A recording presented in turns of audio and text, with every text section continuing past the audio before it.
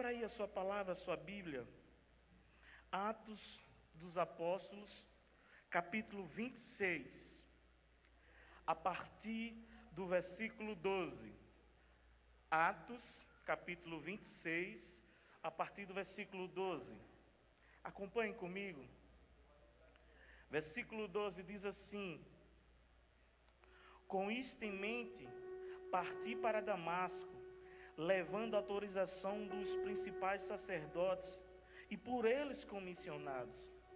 Ao meio-dia, ó rei, enquanto eu seguia pelo caminho, vi uma luz no céu, mais resplandecente do que o sol, que brilhou ao redor de mim e dos que iam comigo. E caindo todos nós por terra, ouvi uma voz que me falava em língua hebraica: Saulo, Saulo, por que você me persegue? É duro para você ficar dando coice contra os arguilhões. Então eu perguntei: Senhor, quem é você? Ao que o Senhor respondeu: eu sou Jesus, a quem você persegue. Mas levante-se e fique em pé. Eu apareci a você para constituí-lo ministro e testemunha das coisas que você me viu, como dasquelas com as quais ainda lhe aparecerei. Vou livrar você do seu próprio povo e dos gentios, para os quais eu envio, para abrir os olhos dele e convertê-lo das trevas para a luz e do poder de Satanás para Deus, a fim de que eles recebam remissão de pecados e herança entre os quais são santificados pela fé em mim. Assim, ó rei Agripa, não fui desobediente à visão celestial, mas anunciei primeiramente aos de Damasco e em Jerusalém, por toda a região da Judéia e também aos gentios, que se arrependesse e se convertesse a Deus, praticando obras dignas de arrependimento. Por causa disso, alguns judeus me prenderam, enquanto eu estava no templo, e tentaram me matar. Mas, com a ajuda de Deus, permaneço até o dia de hoje, dando testemunho, tanto a pequenos como a grandes, nada dizendo, a não ser o que os profetas e Moisés disseram que ia acontecer, isto é, que Cristo devia padecer, e sendo o primeiro da ressurreição dos mortos, anunciaria a luz ao seu próprio povo e aos gentios. Amém? Você pode se assentar agora?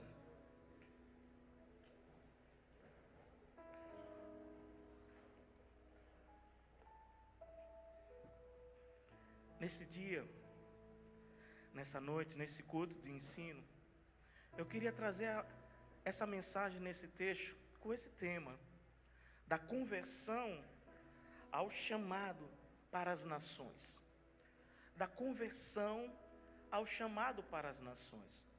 Antes de iniciar aqui, nós precisamos nos situar o que é que está acontecendo aqui. O rei Agripa tinha ido visitar o novo governador Festo, lá na cidade de Cesareia Marítima. Ele tinha tomado posse, e ele, junto com Berenice, sua irmã, foi visitar Festo. E ao chegar lá, ele soube da história de um prisioneiro, que estava ali há quase 2 anos, que pediu para ser julgado, ele pediu apelação para ser julgado em Roma, pelo próprio imperador César. E Agripa, ao ouvir isso, disse: eu quero escutar ele.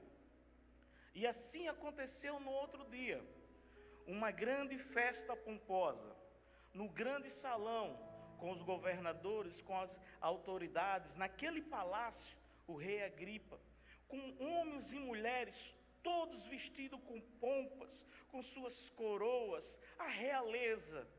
Foi então que naquele lugar entra um senhor de quase 67 anos de idade, de pouca estatura, com a vista embaçada, com suas roupas maltrapilhas, porque fazia muito tempo que ele estava preso numa masmorra, num subsolo. Fazia muito tempo que ele estava preso num lugar úmido, fétido. E ele é chamado para testemunhar. Ele é chamado para falar por que estava ali. Então, ergue-se a voz agora o apóstolo Paulo. O apóstolo Paulo agora começa a falar da sua conversão. O apóstolo Paulo começa a falar da sua transformação, do seu encontro com Jesus. O apóstolo Paulo começa a falar das suas missões, daquilo que ele fez. Quando a gente vai ler, quando a gente vai estudar um pouquinho a palavra sobre o apóstolo Paulo, sabemos que ele foi um dos maiores evangelistas. Ele foi um dos maiores teólogos, um dos maiores missionários da sua época, um dos maiores plantadores de igreja. Paulo, na sua trajetória, em suas missões, ele plantou a igreja na Galácia, ele plantou a igreja na cidade de Macedônia, na Caia, na Ásia Menor. Nenhum homem, até hoje, naquela época, e hoje mesmo, nenhum homem exerceu tanta influência como Paulo. Nenhum escritor foi tão conhecido e as suas obras tão divulgadas como o apóstolo Paulo. Embora ele viveu sob muita pressão, tanto internas como externas, ele nunca deixou a sua alma ficar amargurada por aquilo que ele estava passando e passou. Paulo, como embaixador do cristianismo da sua época, ele pregava com tamanho fervor, com tamanha paixão, em todos os lugares. Ele pregava aos judeus, ele pregava nas sinagogas, nas cortes, aqui como era no palácio. Ele pregava nas praças e pregava até mesmo na prisão, com a mesma motivação. Ele pregava tanto na época que ele tinha fartura, como na época que ele passava por privações, escassez. Embora o próprio apóstolo Paulo tenha enfrentado situações de fome, enfrentado situações de frio, enfrentado tribulações, tivesse suportado cadeias, mas em nenhum momento o apóstolo Paulo calou a sua voz. A conversão do apóstolo Paulo foi extraordinária. Foi um divisor de água, não só na sua vida, mas também na história da igreja. Antes da experiência da conversão, sabemos que Paulo era um dos maiores, por não dizer o maior perseguidor do cristianismo. Mas depois da sua conversão, da sua entrega, ele tornou-se o maior missionário. A sua vida foi vivida por tamanha paixão. O evangelista Lucas, que escreveu o livro de Atos, ficou tão impactado com a história de Paulo, da sua conversão, que ele vai narrar a sua conversão no capítulo 9, ele indo a caminho de Damasco. Depois ele vai narrar novamente a sua experiência de conversão. Paulo, agora preso no governo de Félix, narrando a sua conversão em Atos, no capítulo 22. E aqui em Atos, no capítulo 26, novamente o evangelista dá ênfase ao impacto que foi a conversão desse homem.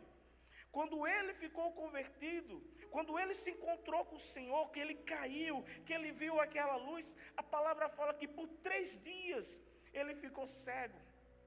E ele entrou em Damasco. Enquanto ele entrava em Damasco, Deus falava com um dos seus servos, chamado Ananias, falando que Paulo tinha se convertido, que era para Ananias ir lá à rua direita, orar por Paulo, para que ele pudesse ver novamente. E Ananias não queria ir, porque ele era um homem truculento, era o perseguidor, ele mandava matar. Mas o Senhor disse: vai, porque Paulo é um instrumento, é um vaso escolhido. Eu escolhi ele, eu separei ele. Talvez você está aqui pensando: pastor, o que é que essa história tem a ver comigo hoje? O que é que essa história tinha a ver comigo hoje? Sabe, talvez você dá um Google aí, entrar na internet aí, se você for calcular hoje a população no mundo, vai dizer que tem mais de 9 bilhões de pessoas hoje no mundo. No mundo todo tem mais de 9 bilhões de pessoas. No Brasil, calcula-se que tenha em média 203 milhões de pessoas. Aí chega no nosso estado, calcula-se que aqui no estado de Alagoas tem 3.356.000 pessoas. Aí vamos afunilar, vamos chegar agora em Maceió. Calcula-se que em Maceió tenha 1.025.000 pessoas. Pastor, e o que isso tem a ver comigo? Que dentro desses 9 bilhões de pessoas no mundo, dentro de um Brasil, da nação, com 203 milhões, dentro de um estado com 3 milhões e 300 mil pessoas, e de uma capital com mais de 1 milhão de pessoas, Deus olhou para você e escolheu você. Você é um instrumento, um vaso escolhido diante de tantas e tantas pessoas.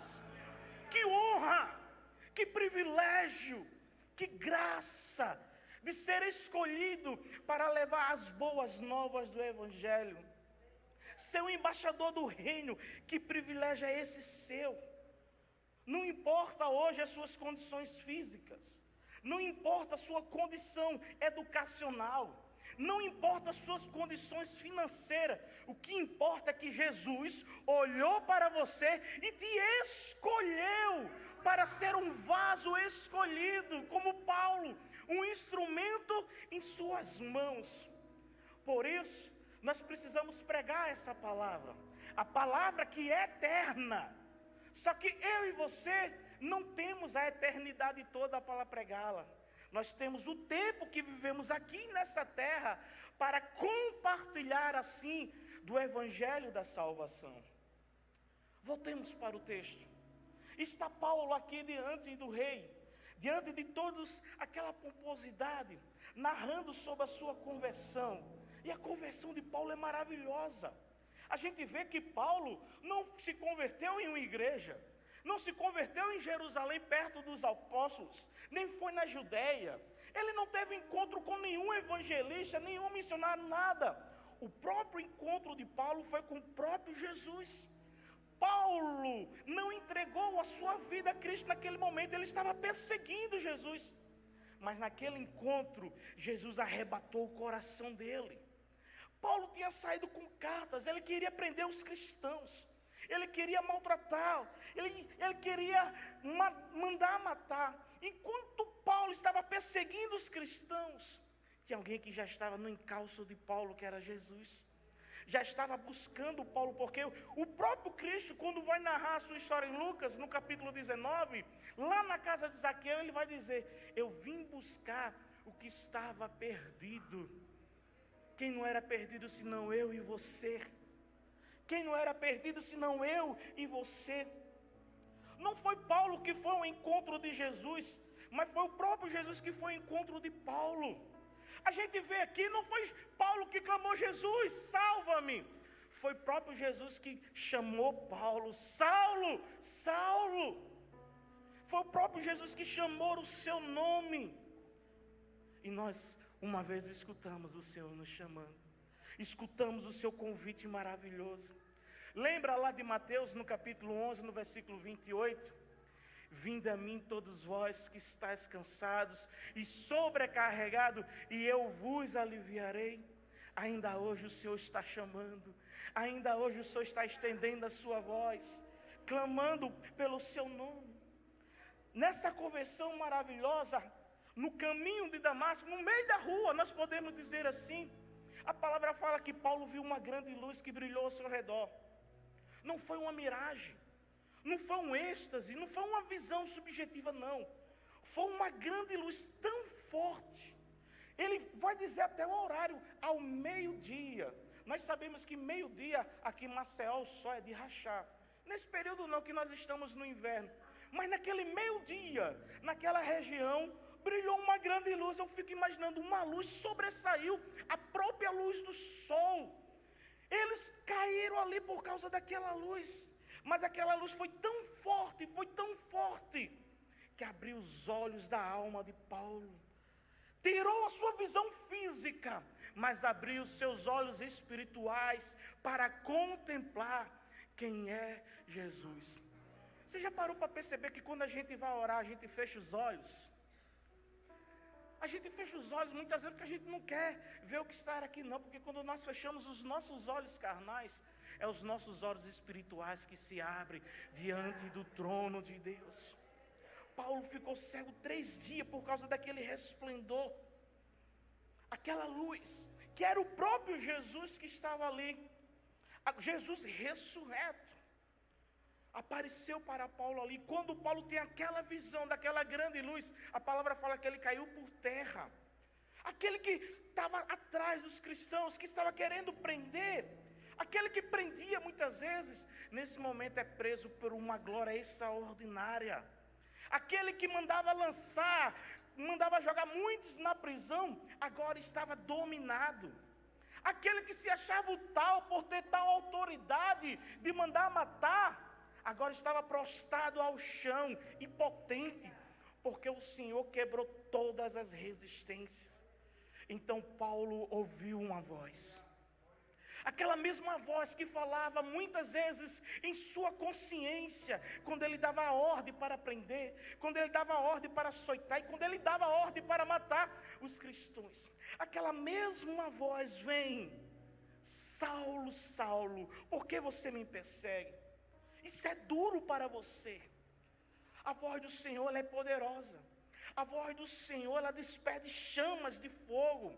A voz do Senhor faz tremer o deserto. A voz do Senhor é irresistível. E ele pergunta: quem és tu, Senhor? Quem é? E o Senhor responde: eu sou Jesus, o Nazareno. Eu sou aquele que você está perseguindo. O mesmo Paulo que perseguia chama Jesus de Senhor agora. Ele se curva, ele se prostra, ele está rendido. Isto mostra que não há salvação para nenhum pecador se ele antes não se render, se entregar aos pés do próprio Cristo Jesus. E Paulo está ali prostrado, rendido. Paulo reconhece que Jesus é o Senhor.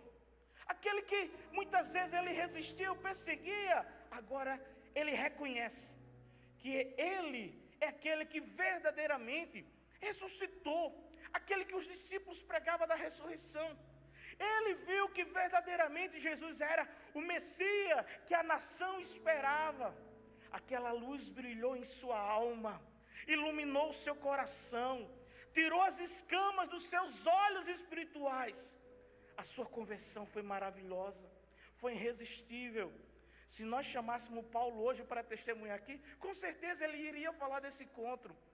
Eu vi o Senhor, eu ouvi a sua luz, eu vi o resplendor da sua glória, e eu me entreguei. Essa conversão é maravilhosa. Mas da conversão parte agora para o chamado. Você vai ver que aí em Atos 26, no versículo 16, quando Paulo está lá prostrado, Jesus se dirige a ele e disse: Paulo, levante-se, fique em pé. Eu apareci para você, para constituí-lo, para nomeá-lo, para dizer que você é ministro e vai ser minha testemunha. Algumas traduções tem escrito servo, que é a mesma que está correlacionado. Deus, através de Cristo Jesus, está dizendo: eu apareci para você com um propósito, para que você fosse ministro, para que você fosse testemunha. Paulo, a partir daqui, se tornou embaixador de Cristo. A partir daqui, ele se tornou pregador do Evangelho. Imediatamente após a sua conversão, já estava pregando em Damasco. E qual era a pregação? Eu vi Jesus, eu ouvi Jesus, eu entreguei minha vida para Jesus. Ninguém acreditava. Quantas vezes a gente vê história como essa, que a gente fala: eu entreguei minha vida na igreja, e as pessoas: quem? Tu? Não, você não entregou não. Sim, eu entreguei, as pessoas não acreditam. Aconteceu com Paulo também. Ele pregava o evangelho, as pessoas não acreditavam. Ele foi logo na sinagoga de Damasco pregar a palavra, e ele foi logo dizendo, está em Atos capítulo 9, no versículo 20, Jesus é o Filho de Deus. A tudo aquilo que ele não acreditava, ele estava agora pregando: Jesus é o Filho de Deus. Ele me escolheu para levar o evangelho, para levar a palavra aos gentios, aos filhos de Israel. Paulo então aproveita cada oportunidade. Ele prega a tempo e fora de tempo. Ele prega na prisão, ele prega em liberdade. Com saúde ou doente, Paulo pregou. Ele vai nas casas e prega. Ele vai na sinagoga e prega. Ele vai lá no templo e prega. Ele vai lá nas ruas e prega. Vai na praça e prega. No navio ele vai lá e prega. Na beira da praia ele vai lá e prega. É isso que a conversão nos faz. Da conversão tem um chamado. E o nosso chamado é para pregar. Aonde nós entramos, aonde nós Qualquer lugar, qualquer ambiente é um local propício para a gente dizer: eu ouvi a Jesus, eu vi Jesus, eu entreguei minha vida para Jesus. Qualquer lugar. Assim foi com Paulo. Muitas vezes ele pregou com lágrimas, mas muitas vezes ele pregou no poder do Espírito. Aonde ele chegava, os corações eram arrebatados com a palavra do Evangelho. A palavra fala, no capítulo 22 de Atos, que muitas vezes o governador Félix, que antecedeu a Festo, iria com a sua esposa para ouvir Paulo. Já imaginou? E está lá escrito que Paulo falava sobre a justiça de Deus, sobre domínio próprio e sobre as coisas futuras. Que maravilha devia ter sido, que experiência maravilhosa, escutar do próprio Paulo a mensagem do Evangelho. Já imaginou ele chegando dizendo no meio de nós: olha, não mais vivo eu, mas Cristo vive em mim. Essa vida que eu vivo agora, eu vivo para a glória de Deus. Como, Paulo, aconteceu essas coisas? Quem é você?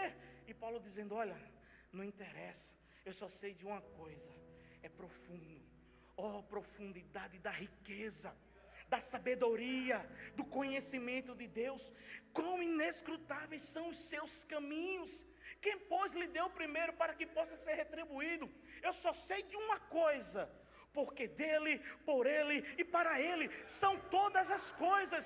Glória eternamente a Deus. Era com isso, era assim que Paulo pregava. Como perseguidor dos cristãos, ele levava cartas com autorização para prender, para amarrar, para matar os cristãos. Mas depois de convertido, Paulo está agora escrevendo cartas para abençoar. Está escrevendo carta para abençoar todos os cristãos em todos os lugares.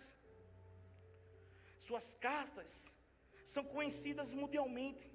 Suas cartas têm sido alimento diário de edificação para milhões de cristãos em todo o mundo. Essas cartas inspiradas pelo Espírito Santo, que nos ensinam, que muitas vezes nos exortam. Essas cartas que muitas vezes levam a pessoa a Cristo Jesus, da convenção ao ministério, a chamada para as nações. Foi assim com Paulo. Só que o seu chamado não tinha um tempo determinado, não.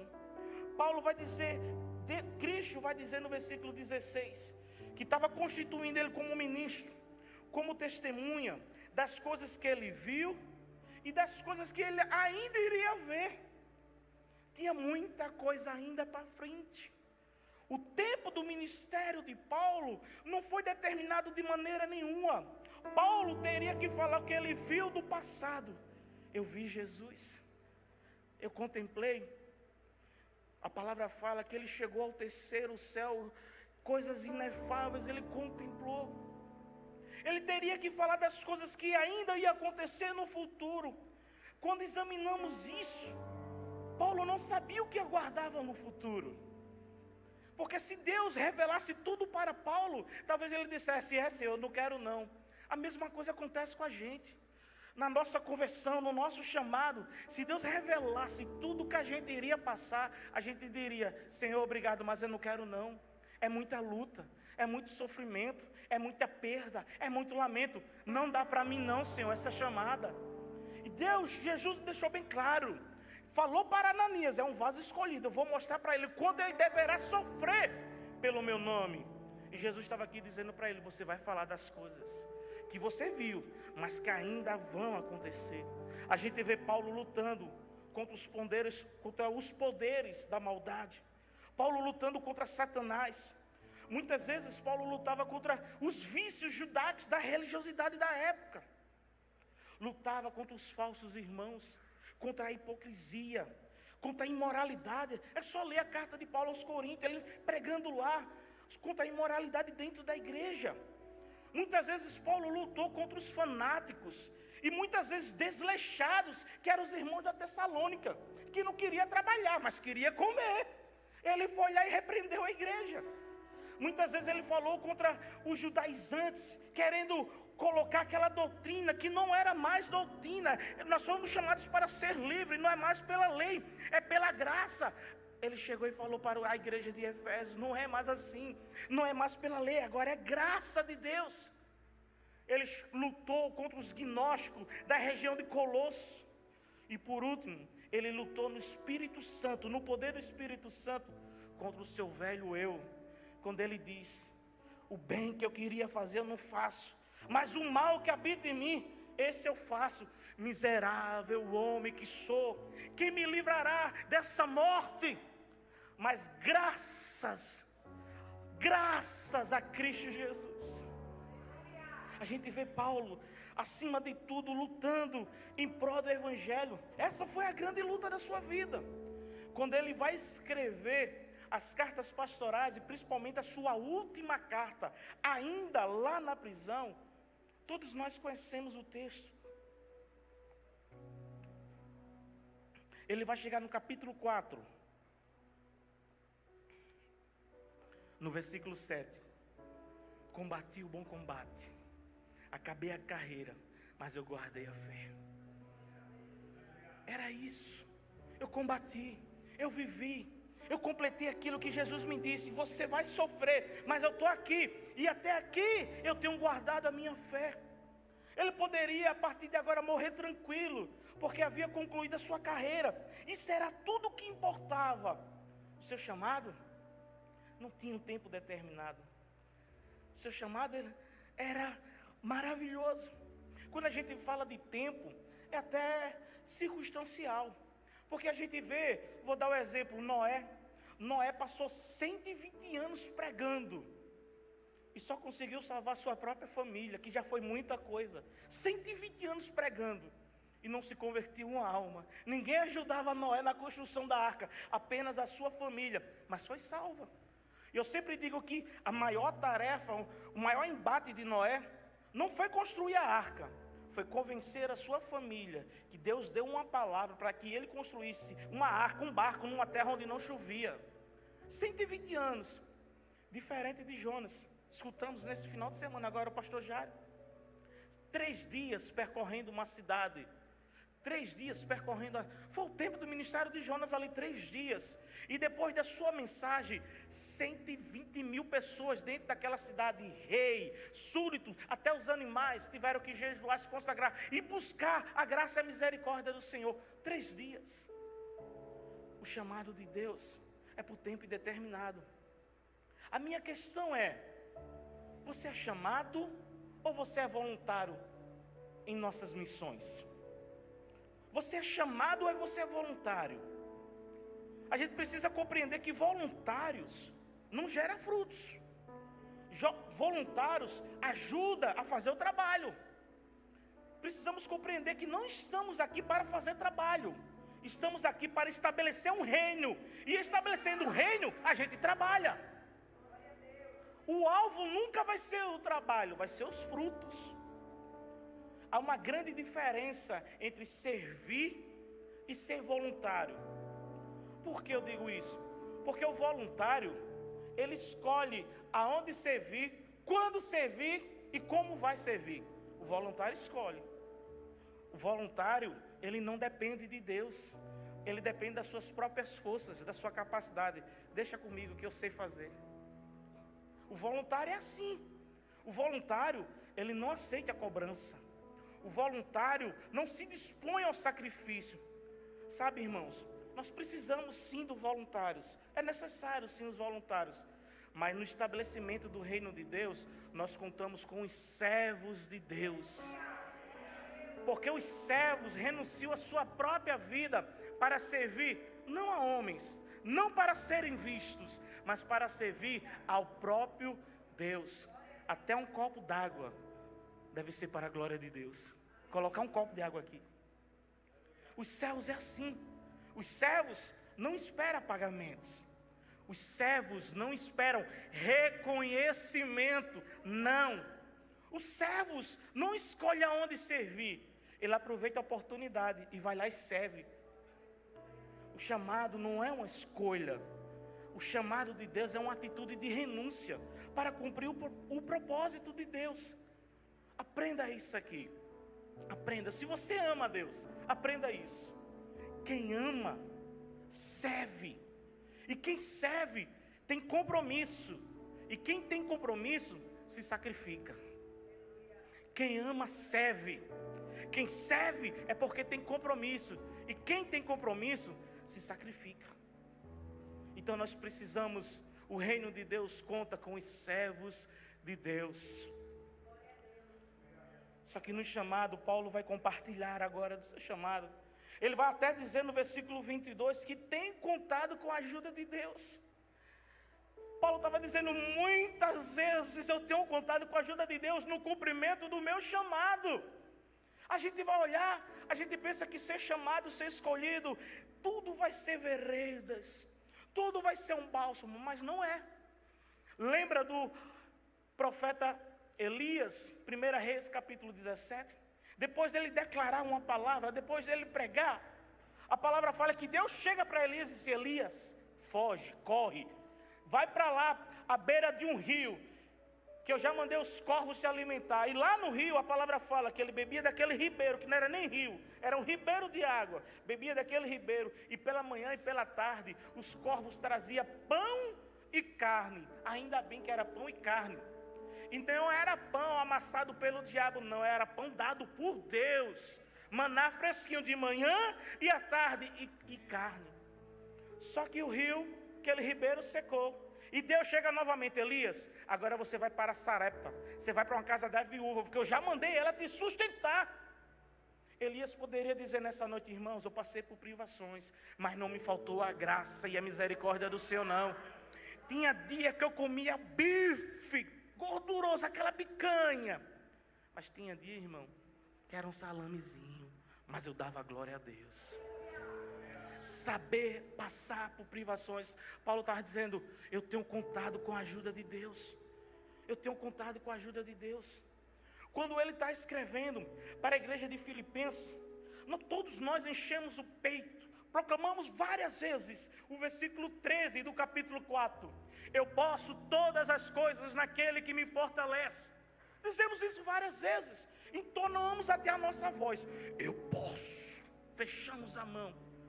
Pode? Porque foi que Paulo disse isso, que eu posso todas as coisas. Valeu o versículo 10.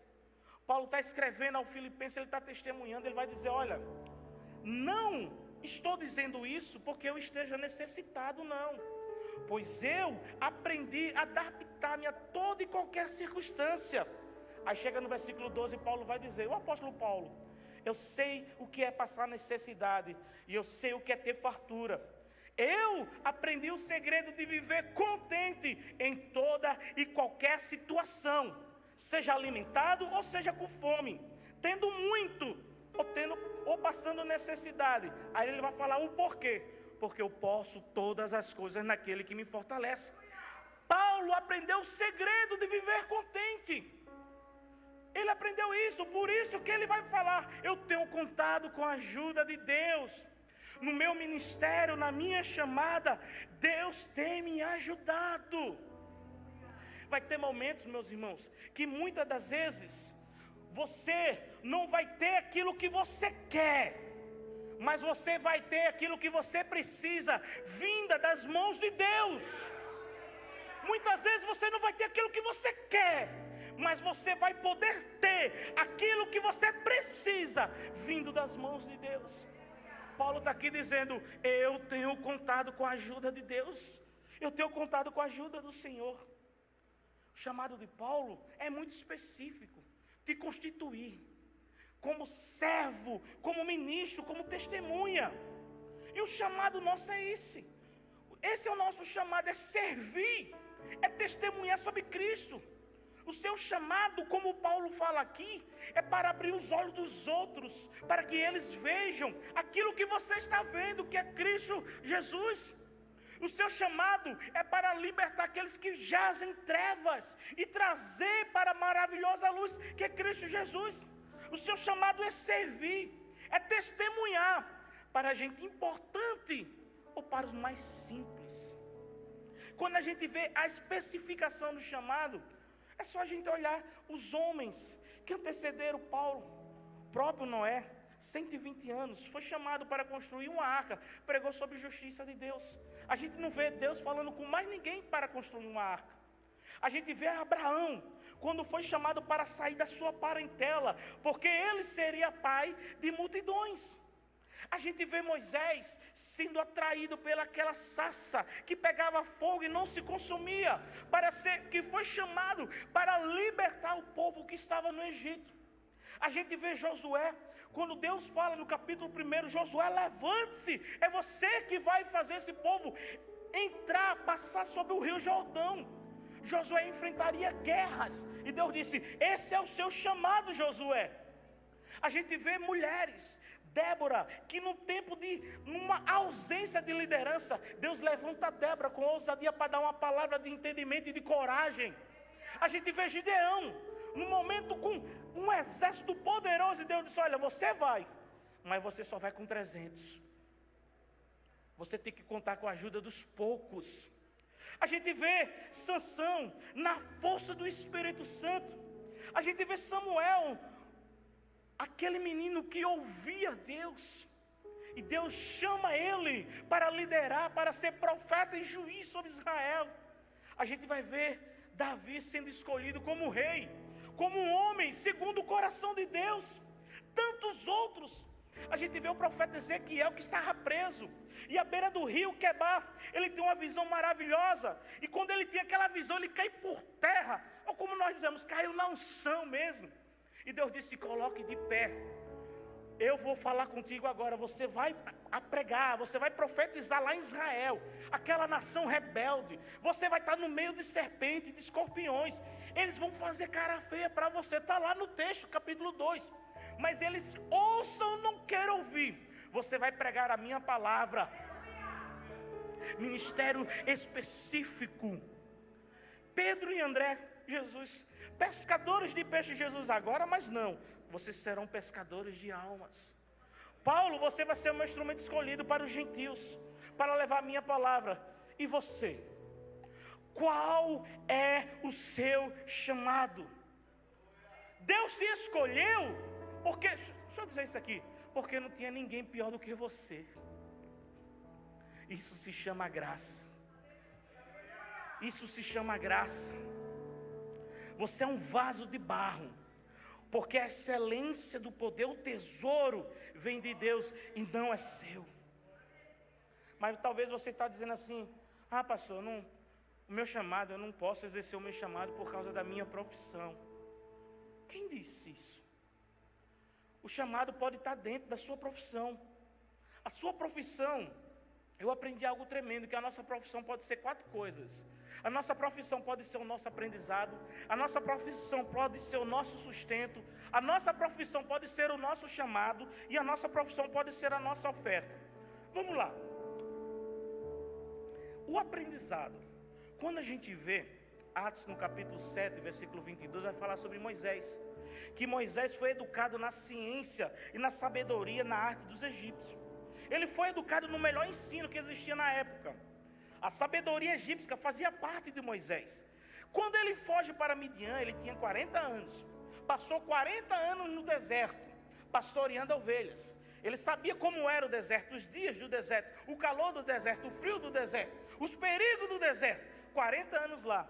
E depois de 40 anos, Deus chama Moisés para libertar o povo do Egito, aonde ele aprendeu a cultura, a arte, a sabedoria, e peregrinar onde? No deserto, aonde ele aprendeu a viver. Tudo aquilo que Moisés passou foi aprendizado para ele usufruir e usar no seu chamado. O que você tem passado até hoje não é desperdício não, meu irmão. É aprendizado de vida. Você pode usar tudo que você aprendeu na sua faculdade, de curso técnico, seja lá o que for. Isso faz parte do seu chamado. Só que é o seguinte, talvez a sua profissão vai ser o seu sustento hoje. Paulo fazia tendas. A gente vê que Paulo, ele tirava o seu sustento de tendas. Muitas vezes, em ocasiões, ele recebeu oferta sim de igreja, mas o seu sustento era das vendas de tenda. Então a profissão de Paulo era o sustento do seu chamado, da sua missão. Mas eu quero dizer que a sua profissão também pode ser o seu chamado. Você nunca leu o livro de Daniel? Aonde foi que Daniel exerceu o seu chamado? Lá na Babilônia, como político, como governador, como um superintendente daquela época. Um alto oficial era Daniel. Foi naquele local ali que Daniel exerceu o seu chamado. Foi naquele local ali que Daniel profetizou. Através do caráter dele, da sabedoria que Deus deu a ele, ele pôde abençoar toda a terra. Lembra de José? José exerceu o seu chamado aonde? Foi viver os seus sonhos aonde? No Egito. Então aquilo como ele exercia o seu governo, trouxe comida para um povo que estava passando fome, para a sua própria nação, para os seus familiares, porque no seu chamado, ele exerceu dentro da sua profissão a missão, o seu chamado. E muitas vezes a gente quer, muitas vezes não, eu não posso por causa da minha profissão, não posso exercer missões. Ei, aonde você está, você pode ser boca de Deus. O ambiente que você está, você pode falar de Jesus. No ambiente que você vive, que você participa, você pode testemunhar. Você pode servir. Então a sua profissão pode ser sim. Eu lembro de uma conhecida minha. Ela era professora de uma escola municipal de crianças de 7, 8, 9 anos. Muitas vezes ela chegava a dizer que as crianças não sabiam a diferença de um zero para a letra O. E muitas vezes ela ficava até mais tarde, depois das aulas, conversando. Muitas daquelas crianças abusadas, muitas daquelas crianças com traumas, incuráveis. Muitas daquelas crianças sem esperança.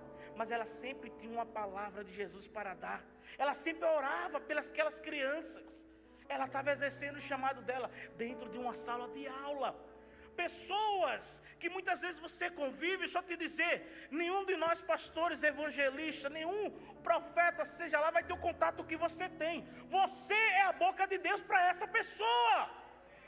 Exerça o seu chamado nesse ambiente que você vive, na sua profissão que você vive. Mas talvez o seu chamado vai ser a sua oferta. Sabe, assim como foi com Jesus, que até os 30 anos ele era carpinteiro. Mas quando ele foi exercer o seu ministério, ele deixou a carpintaria e exerceu o seu ministério de pregação, de cura, o próprio Cristo Jesus. A gente vê Pedro, Tiago e João, que eram pescadores, que deixaram as suas redes para seguir a Jesus. Ou seja, a profissão deles foi uma oferta, eles tiveram que deixar. A gente vê Levi, que foi chamado ainda coletando impostos. O chamado de Levi é lindo. Não teve luz, não teve voz, teve apenas Jesus dizendo: Mateus, Levi, vem e segue-me. Vem e segue-me. Talvez eu diga isso, mas não para todos aqui. Talvez você vai precisar sim deixar a sua profissão. Talvez você vai precisar sim deixar a sua faculdade para exercer um ministério. Mas isso Deus revela para você, não é aquilo que a gente quer, Deus revelando. Então a sua profissão pode ser o seu aprendizado no chamado, no cumprimento. A sua profissão pode ser o seu sustento, sim. A sua profissão pode ser o seu próprio chamado. E a sua profissão pode ser uma oferta. Então não dê desculpa para Deus dizendo que não tem tempo para viver o chamado. Não dê mais desculpa. O chamado é maravilhoso. Muitas vezes Paulo chegou e disse, no cumprimento do seu chamado,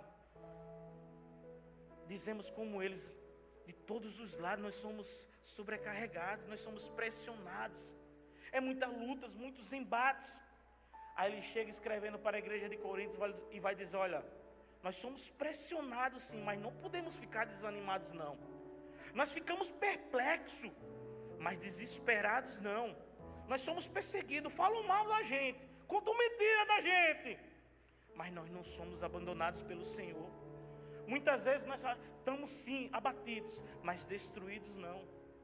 Quando a gente vê o currículo do apóstolo Paulo, da sua conversão, o seu chamado, ele enfrentou provações, ele enfrentou sofrimento desde a sua conversão. Logo após Damasco, aqui ele foi perseguido lá em Damasco. Chegou em Jerusalém, ele foi rejeitado. Depois passou 3 anos esquecido na cidade de Tarso. Quando ele volta para pregar, ele chega em Listra, é açoitado. Ele vai para a cidade de Filipos, chega lá em Filipos, ele é preso.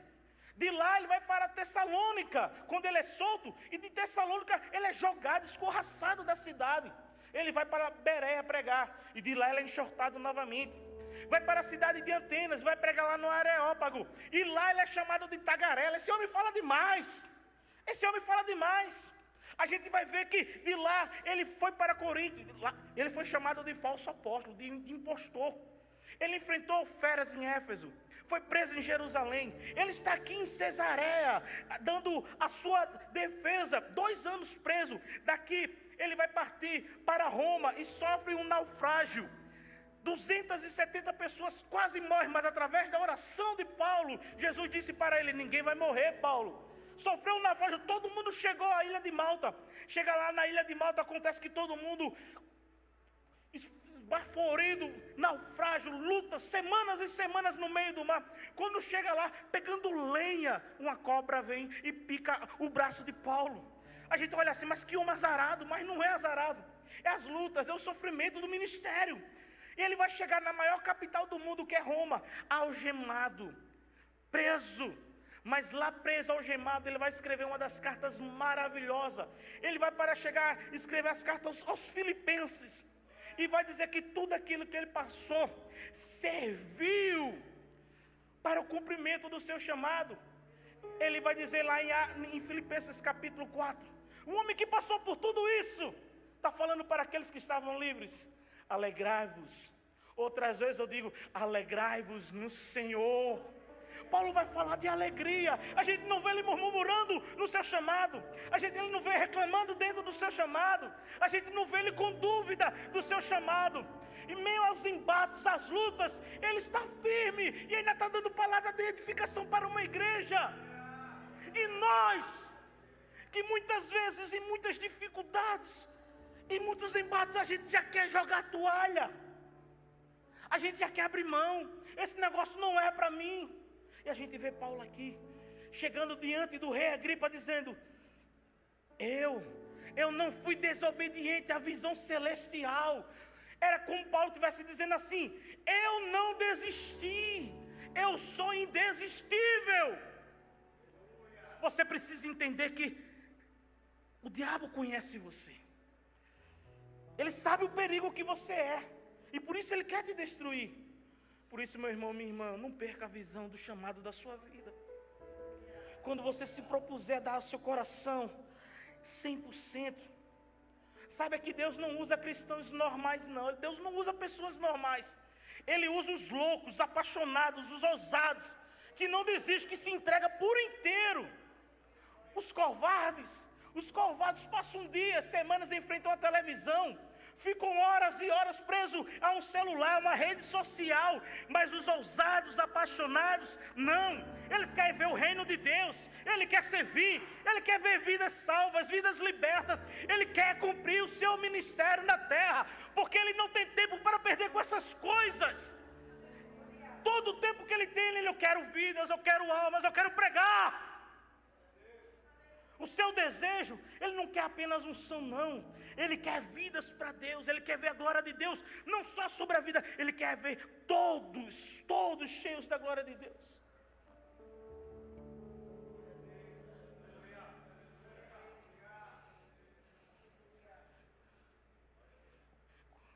Quando Deus te chama, Ele te capacita.